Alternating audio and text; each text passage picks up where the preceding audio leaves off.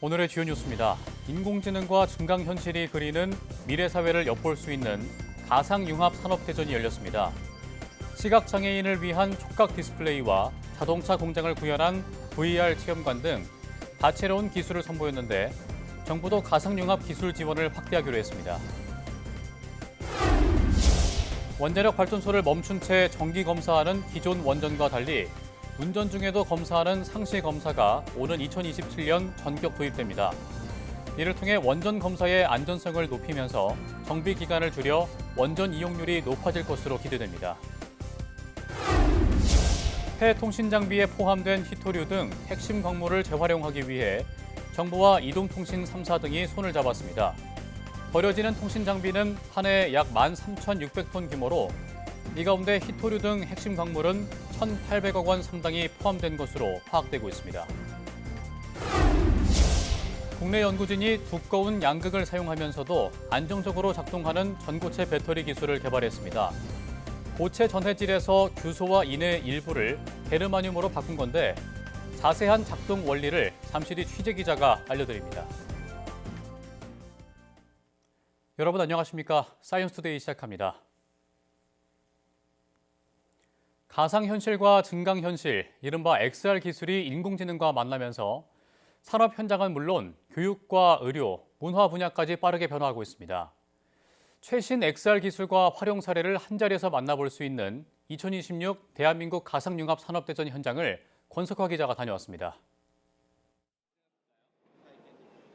스마트 안경을 쓰자 눈앞에 각종 디지털 정보가 실시간으로 펼쳐집니다.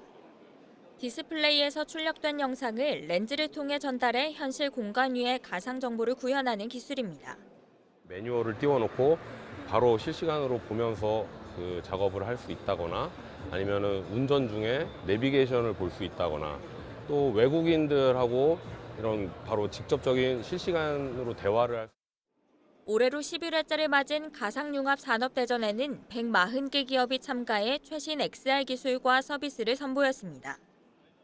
실제 자동차 공장을 그대로 구현한 VR 안전체험관에서는 산업 현장에서 발생할 수 있는 다양한 위험 상황을 재현하며 안전교육을 받을 수 있습니다.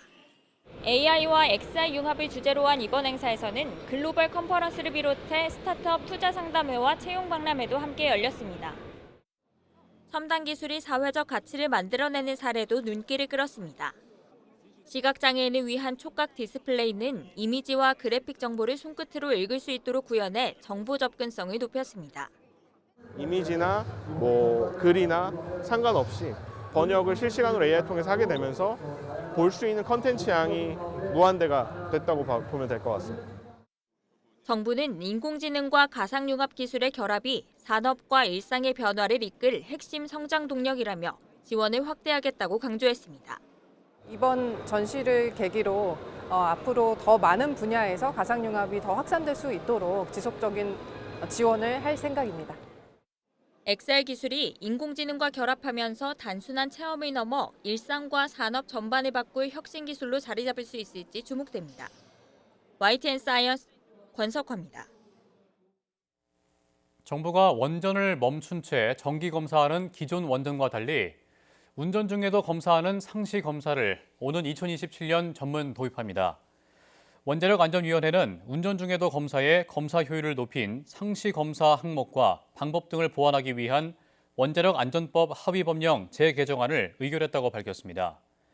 상시 검사 제도를 도입하면 원전 검사 기간을 늘려 검사해 안전성을 높이면서 원전 정지 후 정비하면서 늘었던 정비 기간을 줄여 원전 이용률을 높일 것으로 기대됩니다. 상시 검사는 세울 2호기에 시범 적용 중으로 2027년부터 전 원전에 확대 적용됩니다. 과학기술정보통신부와 기후에너지환경부가 이동통신 3사와 한국환경공단 등과 함께 폐통신 장비와 그 안에 포함된 핵심 광물의 재활용을 촉진하기 위한 업무 협약을 체결했습니다. 이번 협약으로 폐통신 장비의 국내 재활용을 위한 데이터를 공유하고 분류와 처리, 유통 등을 위한 조사 기준을 마련하게 됩니다. 폐통신 장비는 지난 2023년 기준 13,600톤 규모가 배출되고 있으며 이들 장비에는 희토류 등 1,800억 원 상당의 핵심 광물이 포함된 것으로 파악되고 있습니다. 폐통신 장비는 재활용 업체를 통해 재질별로 재활용되고 있지만 일부 폐자원은 최종 유통 경로 확인이 어려운 제도적 한계 등으로 국내 재활용이 미흡하다는 지적이 있었습니다. 장마철을 앞두고 빗길 운전에 대한 대비가 필요해지고 있습니다. 특히 마모된 타이어를 그대로 사용할 경우 제동 거리가 많이 늘어나서 사고 위험이 커질 수 있습니다. 오승훈 기자가 실험을 통해 알아봤습니다. 검은색 승용차가 형체를 알아보기 힘들 정도로 찌그러졌습니다. 지난달 27일 경남 창원에서 승용차가 빗길에 미끄러져 도로변에 주차된 버스를 들이받아 3명이 숨졌습니다. 장마철이 다가오면서 빗길 교통사고에 대한 우려가 커지고 있습니다. 젖은 도로에서 시속 80km로 달리던 차를 급제동하는 실험을 해봤습니다. 정상 타이어를 장착한 차는 36m를 간 뒤 멈춰서지만 타이어가 마모된 차는 58m를 미끄러진 뒤 멈춥니다. 마모된 타이어는 홈이 거의 없다 보니 배수 능력이 떨어지고 수막 현상이 나타나 미끄러지는 현상이 더 커집니다. 곡선 구간에서 갑작스럽게 물 웅덩이를 지날 때 정상 타이어 차는 비교적 안정적으로 주행하지만 마모된 타이어를 낀 차는 차로를 완전히 이탈해버립니다. 마모된 타이어는 제가 그 라인을 못 쫓아가는 걸 느낄 수가 있었고 만약 그때 거기에 차량이라든지 사람이 있었으면 아마 사고로 이어지지 않았을까 싶습니다. 적정 공기압을 유지하는 것도 중요합니다. 특히 전기차는 차체가 무거워 타이어 마모가 빠르고 빗길에 더 미끄러지기 쉬운 후륜구동 방식이 많아 더 각별한 주의가 필요합니다. 전기차는 내연기관 차량 대비 하중이 200kg 이상 무겁고 그리고 순간적인 토크, 가속 힘이 더 셉니다. 그래서 타이어에 가해지는 피로도, 마모도가 더 크기 때문에 전문가들은 정상 타이어라도 빗길에서는 제동거리가 더 늘어나는 만큼 규정 속도보다 20% 이상 감속해 운전해달라고 당부했습니다. YTN 오승훈입니다. 서울시설공단이 인공지능 기술을 기반으로 한 시민 안전 시스템을 올해 전방위적으로 구축합니다. 공단은 서울 월드컵 경기장 인파 관리와 자동차 전용도로 스마트 관리, 도시 고속도로 돌발 상황 감지, 시립묘지 산불 감시 등의 AI 기술을 도입한다고 밝혔습니다. 공단은 이를 통해 그동안 사람에 의존해온 사후 대응 방식에서 벗어나 데이터를 기반으로 위험을 미리 감지하고 예방하는 선제적 안전체계로 전환한다고 설명했습니다. 사업성 부족으로 제동이 걸렸던 강북횡단선 등 6개 도시철도 노선이 다시 추진됩니다. 오세훈 서울시장 취임 이후 내놓은 첫 철도 교통 정책인데 서울시는 노선이 완공되면 교통 소외 지역에서도 걸어서 8분이면 지하철역에 도착할 수 있을 것으로 기대하고 있습니다. 이형원 기자가 보도합니다. 교통 소외 지역 주민의 수건 사업이었던 6개 도시철도 노선이 다시 추진됩니다. 서울시가 세 번째 도시철도망 구축 계획안을 발표했습니다. 신규 노선 발굴이 아닌 기존에 멈추거나 지연됐던 사업에 방점을 찍었습니다. 대상은 강북 횡단선과 난곡선, 서남선 등 6개 노선입니다. 총 길이 68.5km로 사업비 9조 2천억 원이 투입됩니다. 18년 동안 16개의 도시철도망 계획이 있었는데 예타를 통과한 사업이 8개밖에 안 돼요. 이번 임기 내에 3차 철도망에 들어있는 모든 도시철도망 그 노선은 예타까지는 반드시 보내겠다. 대표적인 노선이 강북 횡단선입니다. 7년 전 추진됐지만 경제성 부족으로 예비 타당성 조사에서 탈락해 아직 첫 삽도 뜨지 못했습니다. 이에 정거장 수를 줄이는 등 사업성을 보강했습니다. 난곡선도 정거장을 줄이고 주변 개발 계획을 반영해 사업성을 개선했고 예타 탈락으로 무산 위기에 놓였던 목동선은 서남선으로 확대 개편했습니다. 오세훈 서울시장이 당선 뒤 내놓은 첫 교통정책으로 철도망이 구축되면 지하철까지 가는 데 걸리는 시간이 8분대로 줄어들 전망입니다. 다만 사업 추진까지는 넘어야 할 산이 적지 않습니다. 시는 시민 공청회 등을 거쳐 다음 달 국토교통부에 승인을 신청해 연말까지 계획을 확정한다는 방침입니다. YTN 이영원입니다. 호주 남서쪽의 7,000m 깊이 바닷속에서 세계 최대 규모의 고래 공동묘지가 발견됐습니다. 중국 과학원 등 국제연구진은 잠수정을 통해 1,200km에 달하는 디아만티나 해구를 탐사한 결과 고래 유해가 대거 모여있는 화석지 400여 곳을 발견했다고 국제학술지 네이처에 발표했습니다. 화석지에서 발견된 고래 유해는 제곱킬로미터당 최대 759마리에 달했고 약 530만 년 전 형성된 화석부터 최근에 사망한 고래뼈까지 포함됐습니다. 또 지금까지 알려지지 않았던 멸종 고래종도 다수 발견됐습니다. 연구팀은 해당 지역이 다양한 고래의 이동 경로인데다 V 모양으로 움푹 패인 지형이어서 오랫동안 고래 사체가 쌓인 것으로 분석했습니다. 하루 2시간 이상 SNS를 사용하는 청소년은 사용 시간이 적은 또래보다 1년 뒤 우울 증상을 경험할 위험이 더 높다는 연구 결과가 나왔습니다.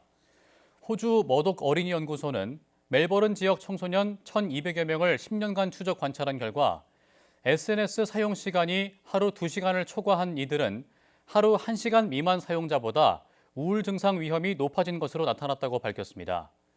또 특히 12세에서 13세 여학생이 다른 연령대보다 우울 증상이 더 크게 나타났다고 설명했습니다.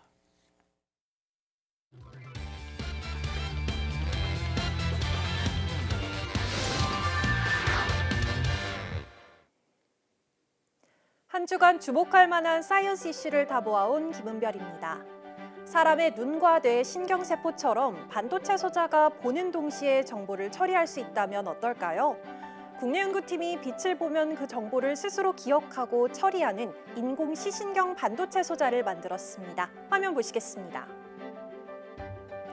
우리 뇌의 신경세포막에는 이온이 드나드는 작은 문이 있고 이 문이 열리고 닫히면서 신호가 만들어지고 기억이 형성되는데 국내 연구팀이 이 경로를 적용한 반도체 소자를 만들었습니다. 연구팀은 원자층이 여러 겹 쌓인 초박막 반도체 소재인 반데르발스 물질의 소재의 구조와 특성을 변화시키는 플라즈마 공정을 적용했습니다. 그 결과 알갱이 사이에 좁은 틈이 규칙적으로 만들어지는 구조가 만들어졌습니다. 연구팀은 빛을 잘 흡수하는 반데르발스 물질의 특성을 활용해 소자가 빛을 흡수하면 전하 상태가 바뀌고 그 변화가 이온 통로를 따라 이온을 이동시켜서 전류 변화, 즉 기억으로 저장되게 설계했습니다. 연구진의 설명 들어보시겠습니다. 신경 독방 소자를 기반으로 재학습 효율을 34.8% 향상을 시켰고 사진 분류를 하는 실험에서 96.24%의 인식 정확도를 확보를 했습니다. 저온 플라즈마 공정을 통해서 접합계면을 좀 기하공학적으로 정밀하게 제어하는 후속 연구를 좀 계획하고 있습니다. 연구팀은 이번 연구가 인공 시신경 소자를 단일 공정으로 구현했다는 점에서 의미가 크다며 인공지능 하드웨어 개발 등에도 폭넓게 활용될 수 있을 것으로 기대된다고 밝혔습니다. 이어서 두 번째 소식 만나보겠습니다. 전고체 배터리는 액체 전해질 대신 고체를 사용하는 차세대 배터리로 화재 위험이 낮고 에너지를 더 많이 저장할 수 있는데요. 국내 연구팀이 기존보다 수십 배 두꺼운 양극을 사용하면서도 안정적으로 작동하는 전고체 배터리 플랫폼을 구현하는 데 성공했습니다. 화면 보시겠습니다. 산화물계 고체 전해질은 안정성은 뛰어나지만 리튬이온의 전도도가 낮다는 한계가 있습니다. 이를 위해 에너지를 많이 담기 위해 양극을 두껍게 만들면 내부 저항이 급격히 커지는 문제가 있었습니다. 연구팀은 이 문제를 해결하기 위해 고체 전해질 내부의 리튬이온 이동 경로를 재설계했습니다. 기존 소재의 규소와 인을 게르마늄으로 바꿔 리튬이온이 이동할 수 있는 통로를 넓히는 동시에 촘촘하게 연결한 겁니다. 이를 통해 전도도가 5배 이상 향상됐다고 밝혔는데요. 이를 바탕으로 140 마이크로미터 두께의 양극을 가진 초고 에너지 밀도 전고체 전지까지 구현했다고도 설명했습니다. 연구진의 설명 들어보시죠. 두껍게 만들면 어쨌든 같은 활물질이 훨씬 더 많이 들어가 있겠죠. 굉장히 두껍게 만들어도 전체적인 우리가 충전 방사능 속도라든지 에너지 밀도가 굉장히 잘 유지가 된다라는 게 이번 연구가 되게 중요한 또 결과라고 생각하셔도 될 것 같습니다. 연구진은 기술이 상용화가 된다면 동일한 크기의 배터리팩에 훨씬 더 많은 에너지를 담을 수 있어 전기차 주행거리가 늘어나는 등 효과들을 기대해 볼 수 있을 것으로 전망했습니다. 지금까지 사이언스 이슈 다 모아온 김은별이었습니다.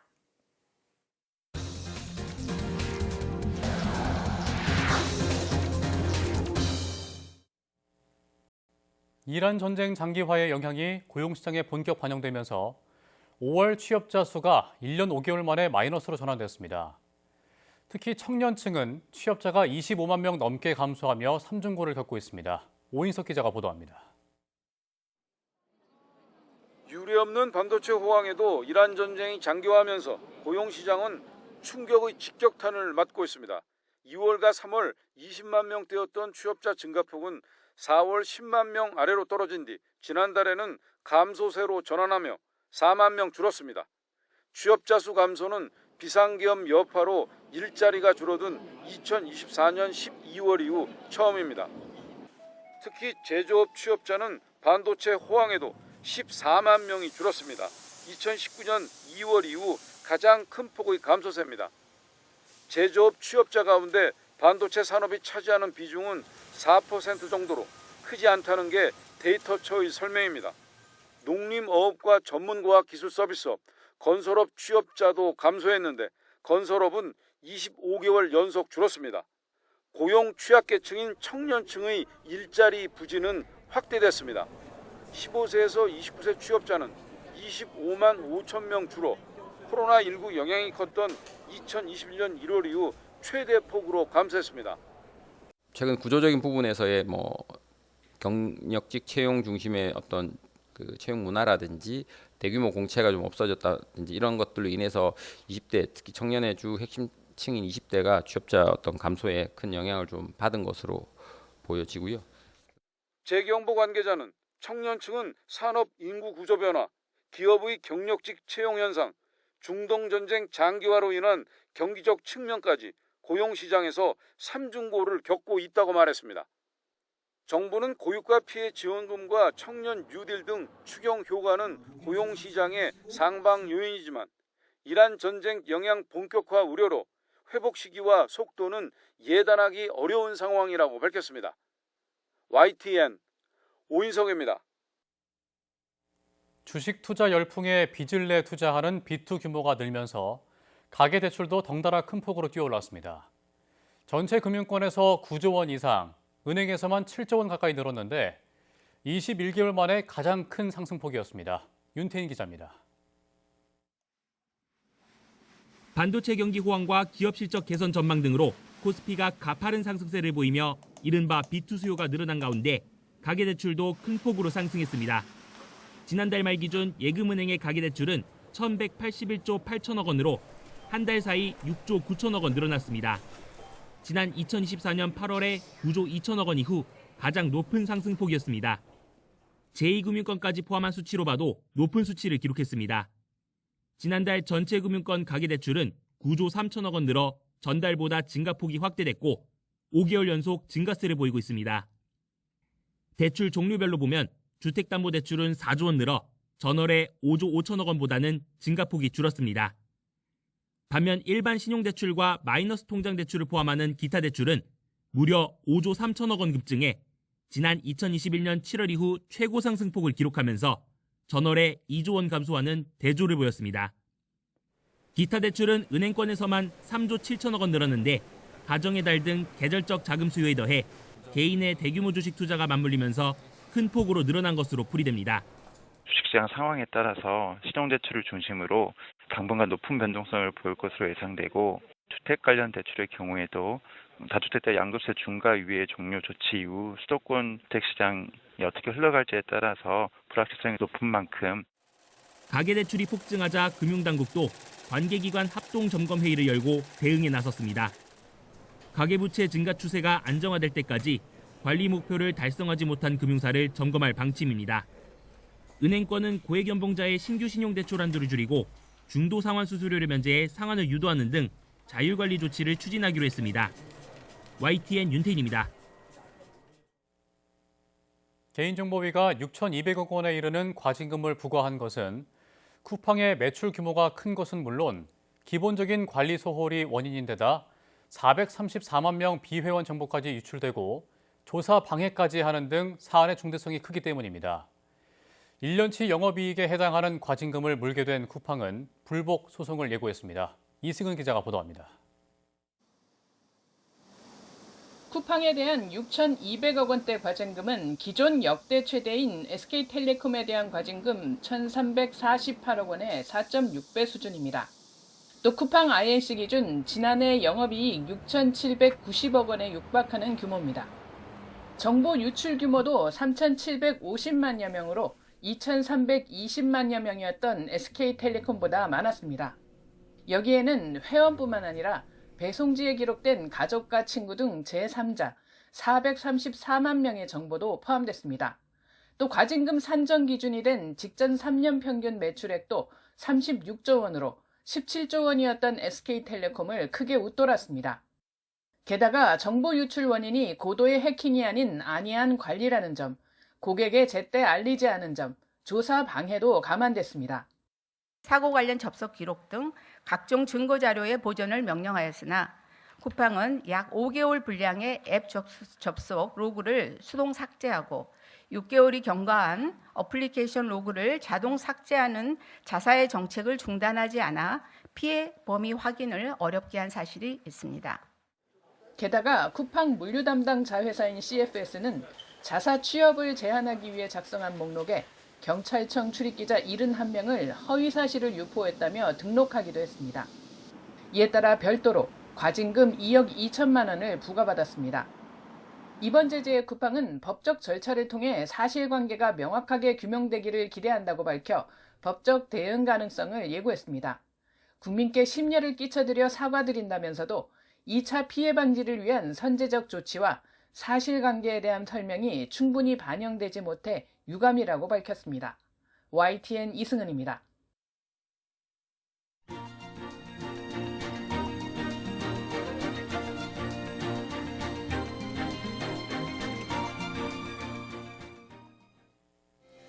이상으로 사이언스 투데이 마칩니다. 함께해 주신 여러분 고맙습니다.